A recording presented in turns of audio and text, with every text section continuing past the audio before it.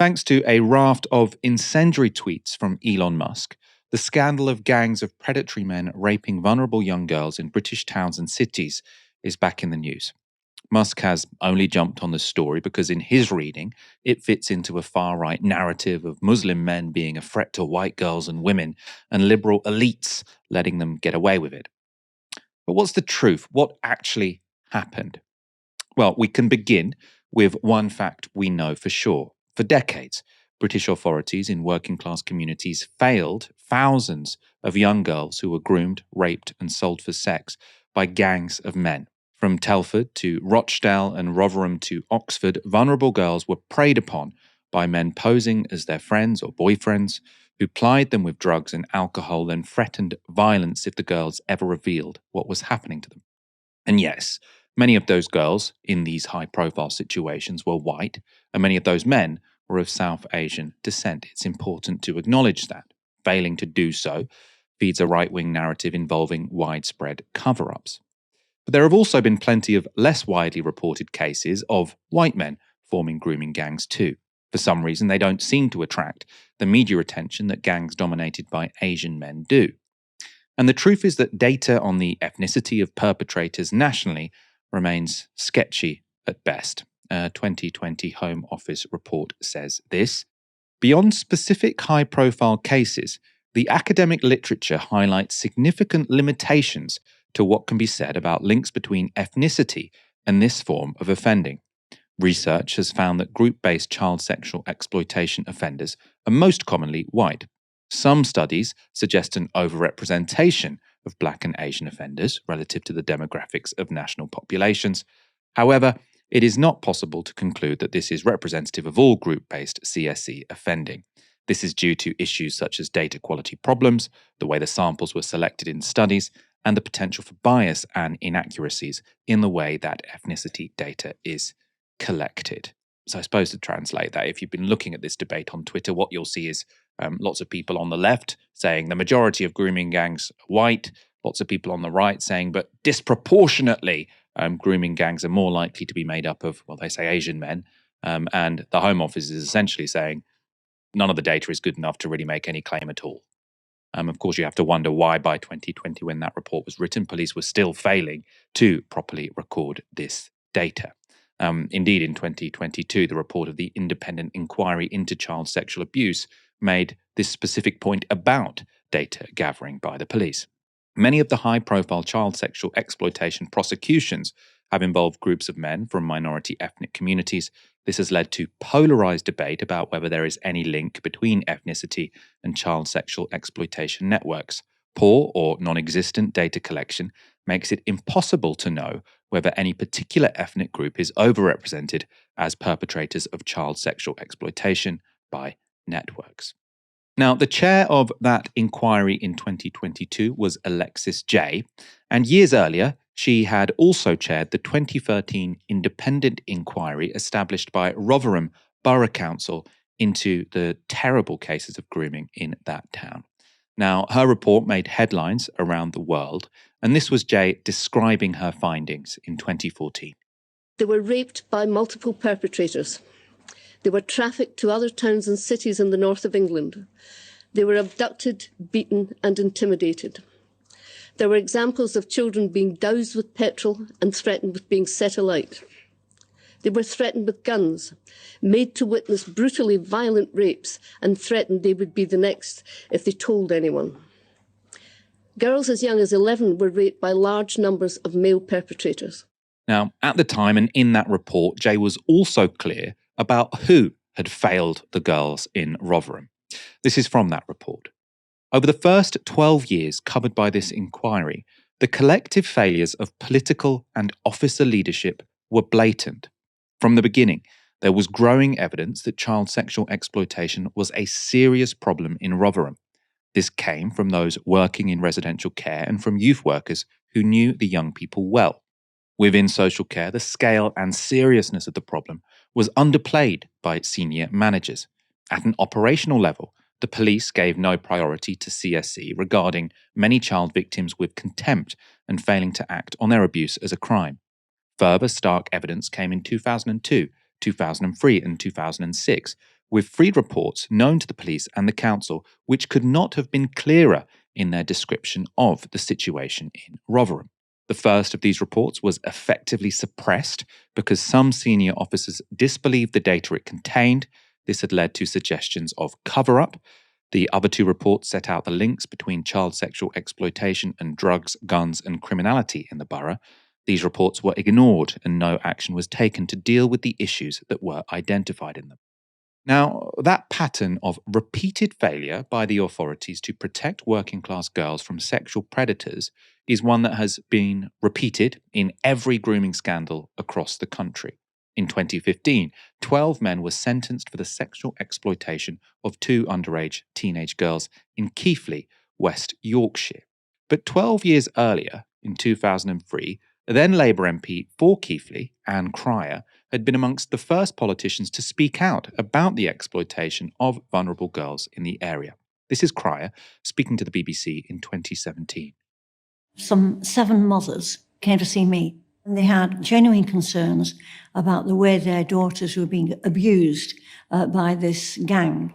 It had all started from having a boyfriend at school, a very handsome, attractive young man from the Pakistani community, who then handed them on to much older men. The mothers had ganged up together in order to get the police to be active on it. The police kept saying to them that due to the fact that they felt fairly sure that the girls had been consenting, probably under the influence of drugs and drink, but consenting, there was nothing they could do. Nearly all of these girls were 12 and 13. Whether it had been with consent or without consent, it was a criminal offence. I had no doubts in my own mind about it. I really wanted to help them, and I wanted it to stop. Just 30 miles south of Keighley, others were trying to blow the whistle in Rochdale. Sarah Rowbotham was manager of the Rochdale Crisis Intervention Team, a hub set up by the Blair government to reduce rates of teenage pregnancy. Now, in 2017, she told the BBC how information about child exploitation began to emerge soon after they opened their doors in 2003. Very quickly, we started to identify a number of young people who were incredibly vulnerable, who were engaging in sexual activity which wasn't necessarily by choice. It was something that they felt they needed to do. It became a situation where we would identify one girl who was vulnerable, and then she would come along with her other friends, and they were equally vulnerable. We got little snippets of information from each girl about their life, really, and what they were experiencing. They would tell us that their boyfriend was a taxi driver, or that they were enjoying getting really drunk at weekend and at a party where there were lots of adult men. Now, some of the victims of the Rochdale gang spoke to the BBC anonymously.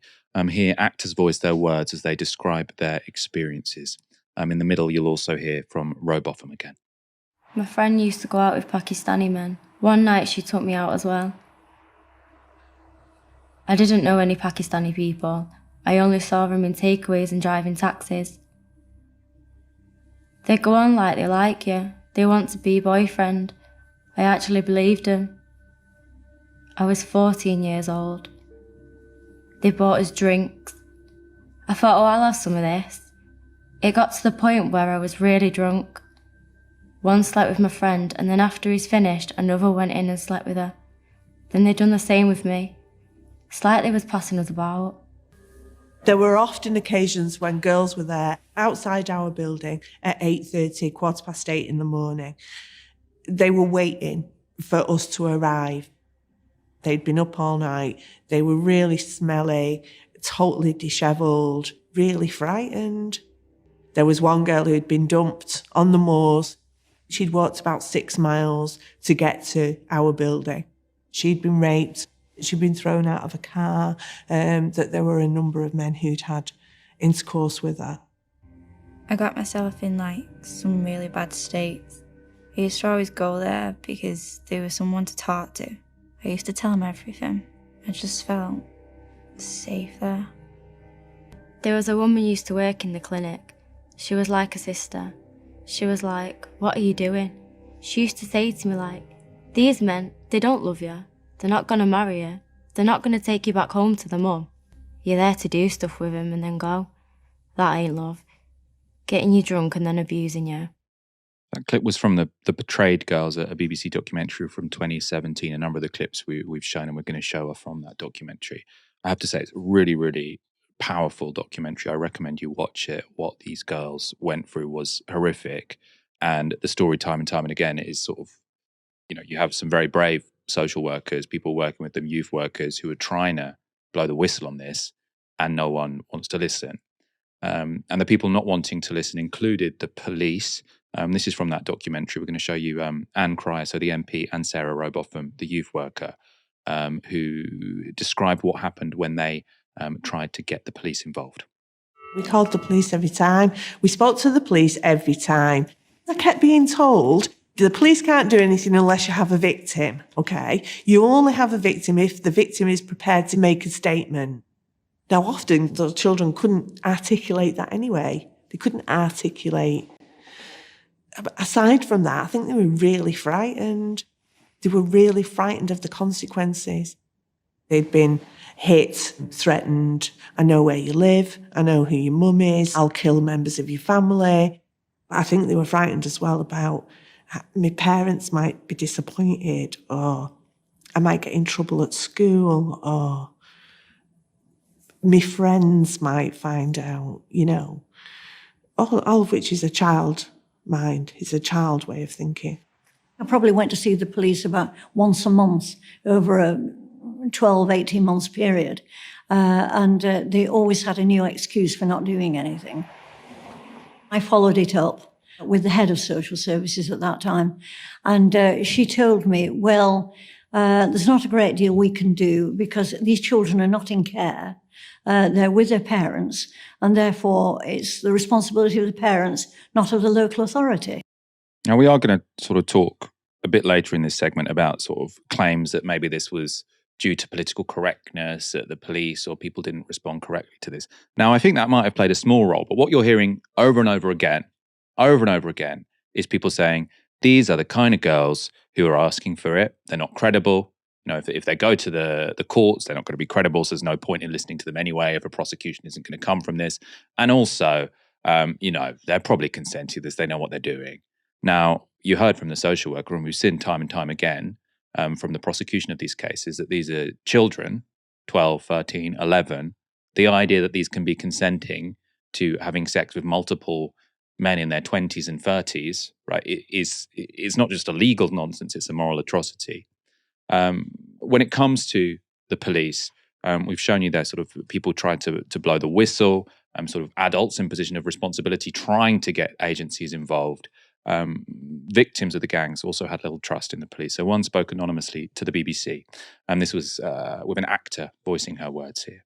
The police knew about it, but nothing ever got done. A few times the police have turned up at a house where we've all been drinking, and I've been upset saying things have happened. They don't really listen. I'm crying to the police, but you've got all the men stood there. They're all just saying, ignore her, she's drunk. I'm crying, I'm screaming, I was upset, I was hurt. And the police are like, oi, enough is enough. Then you're the one who gets arrested when all you're doing is crying out for a bit of help. So you cry out for help and you get arrested, right?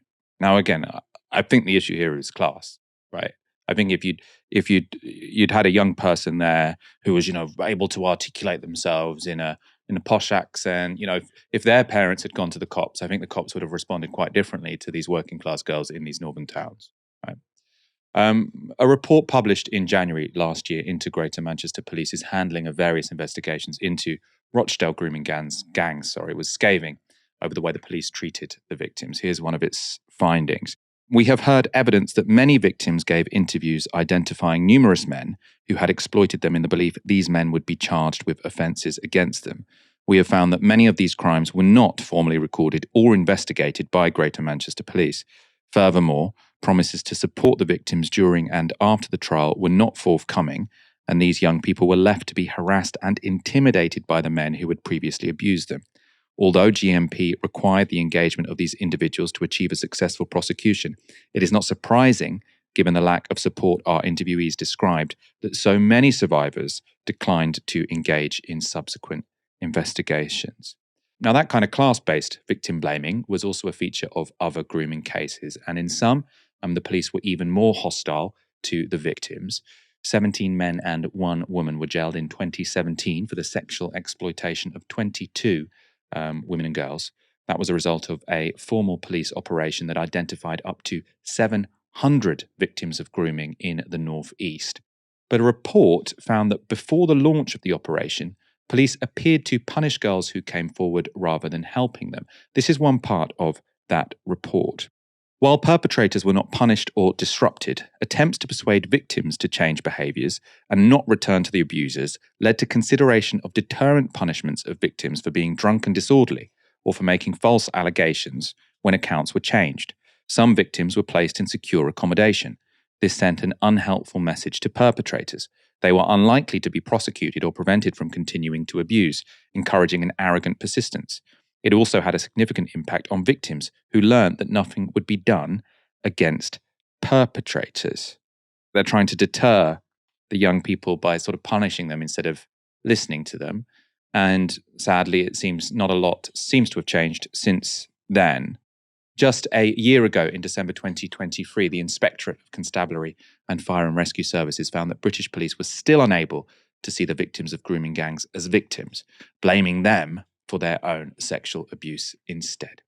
Classism and misogyny, though, are not the main issues which appear in political debate, and certainly aren't the big issues which are appearing on Twitter at the moment when grooming gangs are discussed. So in the wake of the 2014 Rotherham report, then Home Secretary Theresa May said institutionalised political correctness had made the authorities too afraid to tackle gangs of South Asian perpetrators. And as further grooming gang cases came to light, former Prime Minister Rishi Sunak said this in early 2023.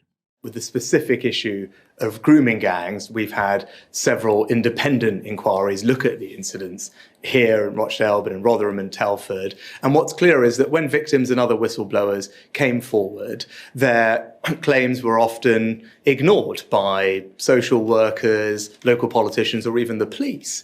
And the reason that they were ignored were due to cultural sensitivity and political correctness. It's not completely implausible, right, that local authorities, social workers and police all ignored mass rape in their cities and councils because they didn't want to stir up racial tensions. They thought this would be too incendiary and we can't possibly look into this because the consequences would be terrible. However, it could also be true that these institutions had little interest in believing girls they regarded as dispensable. And in her report into Rotherham, Alexis Jay presented a much more nuanced picture than either Theresa May or Rishi Sunak presented there. So this is what she actually said in the report. Within the council, we found no evidence of children's social care staff being influenced by concerns about the ethnic origins of suspected perpetrators when dealing with individual child protection cases, including CSE. In the broader organisational context, however, there was a widespread perception that messages conveyed by some senior people in the council and also the police were to downplay the ethnic dimensions of CSE. Unsurprisingly, frontline staff appeared to be confused as to what they were supposed to say and do and what would be interpreted as racist. So lots of confusion, essentially.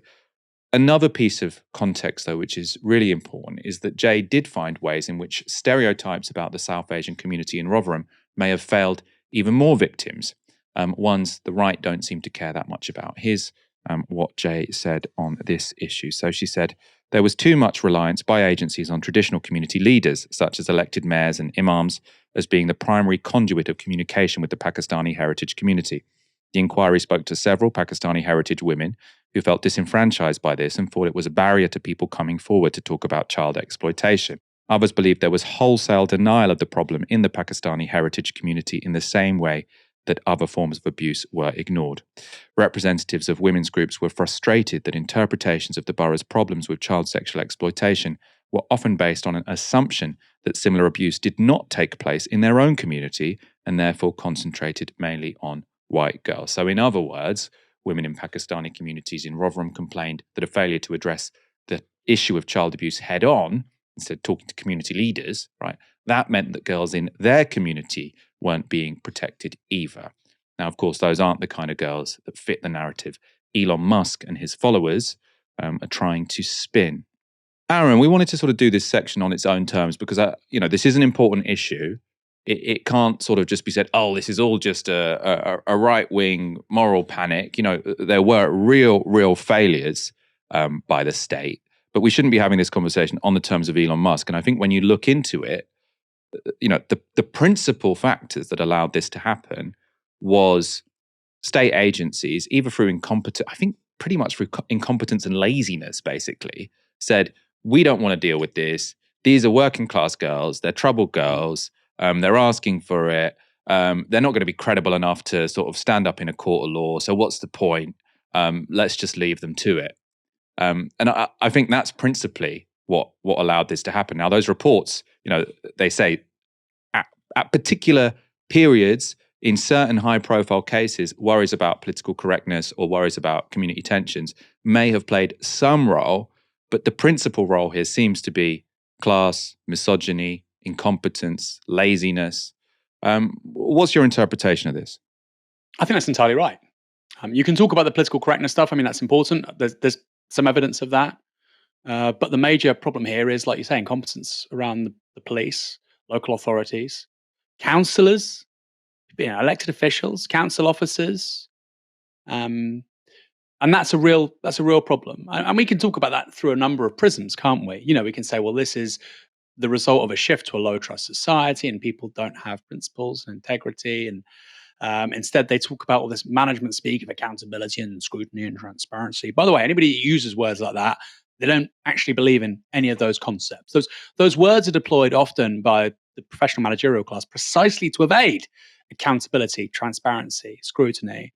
And they don't think of themselves as individuals having agency, individuals being responsible. It's always about organizations. We can go back as well to another scandal, not as bad as this, but still very, very bad. The post office scandal.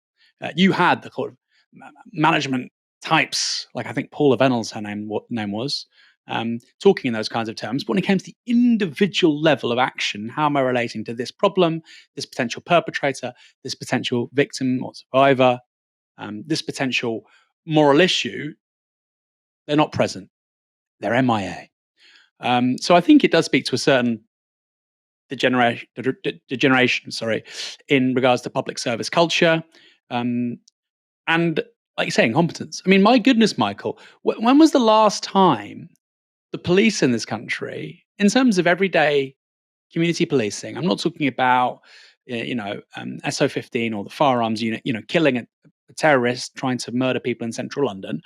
When was the last time somebody relayed a positive story about the police actually helping working people? I only hear complaints about policing in this country. Now, I know as many of our viewers, as many people on the left have a structural critique of the police. They would say defund the police or abolish the police, or the police aren't the solution, prisons aren't the solution. It's a different debate. Okay, I'm not talking about rates of recidivism and do we rehabilitate, do we deter, what's the point of prisons, what's the point of the criminal justice system. I'm literally talking here about the nuts and bolts of, do we have intelligent, determined, hardworking, publicly minded individuals working in institutions like the police force? I mean, I'm sure we do have some of them, but not many. And that really is a story we see time after time after time. That's often put at the forefront of the national conversation through the prism of the London Metropolitan Police Service, because of course our media class is addicted to stories about the M25 and everything that happens inside it. Here's another thing, Michael. Now, I'm not suggesting there aren't any cases like this which didn't happen in London. I'm sure some stuff will probably come out over the next year. I have no idea, but obviously. Cases of malpractice, neglect by state agencies happen inside London. Of course they do. But there is a big part of the story as well, Michael, that with regards to Rotherham, Rochdale, Telford, and of course many other places too, Oldham, the drip nature of these stories over the 2000s, I think actually is hard for us to comprehend for two reasons. The first is it was outside the M25, right? And actually until the Brexit debate, until 2015, 2016, until about 10 years ago, the media class in this country did not care about what happened outside London. They didn't. And at the same time, you had the collapse of local journalism. You had the collapse of court reporting. And so this story was out there. We just watched excerpts from a BBC documentary in 2017. it was covered in various newspapers, original investigation, opinion reporting. It was out there, but I feel like it would have been relayed in a quite different way if it was inside London. I think that's another factor as well. You talk about the class element for sure. If these were middle class girls being treated like that, of course the police would have responded very differently. I also think that the story would have been relayed and narrated very differently if it was, like I say, inside the M25. And of course, another aspect of this, Michael, is it was a pre-social media era. I feel like, this kind of stuff, and we criticize social media, we criticize mobile phones a lot as a society, but also on this show, Michael. I know you and I have our critiques of mobile phones. I suspect it would be much, much harder to get away with this kind of stuff now than it was 20 years ago. That would be my suspicion. I might be wrong, but that would be my suspicion. And that's part of, actually, when you look at how the police just ignored these young girls and their families, and also professionals trying to make their case for them. When you look at that, it does feel almost like an alien society, because I feel like mobile telephony, camera phones, social media has changed a lot of that dynamic, a heck of a lot. I mean, it's really hard to overstate how much it's changed that dynamic over the last 15 to 20 years. So that's something I think for people to dwell on. And look, for people on the left who want an improved criminal justice system, I don't think the answer, I'm not suggesting people are saying this, but the answer to police and state agencies neglecting these young women, letting them down catastrophically in places like Telford, Rotherham, Rochdale, catastrophically. I don't think, the left response should be, well, we need fewer police, right? I don't think that's the answer. Now, I don't have the answers. But I do think we need a big conversation about, as people on the left, as socialists, we believe in the public realm. We believe in looking after the vulnerable, the people that cannot look after themselves. Of course, we want to look after everybody, but particularly those who can't look after themselves. How do you ensure the state does that? And I think that's the kind of question that, the left hasn't really focused on for a very long time. And something that makes me quite sad in this whole story is how a lot of people, particularly on the right, particularly on social media, look at this stuff through a left-right perspective. The left is cool with it. The left is, on side with it, and then the right are fighting the good fight. And I find that, I'll use this word again, catastrophic. It's catastrophic for a society if you're saying that the people that care about child sexual abuse and child sexual exploitation, that breaks down differently by ideological belief. I don't think any sensible person really believes that.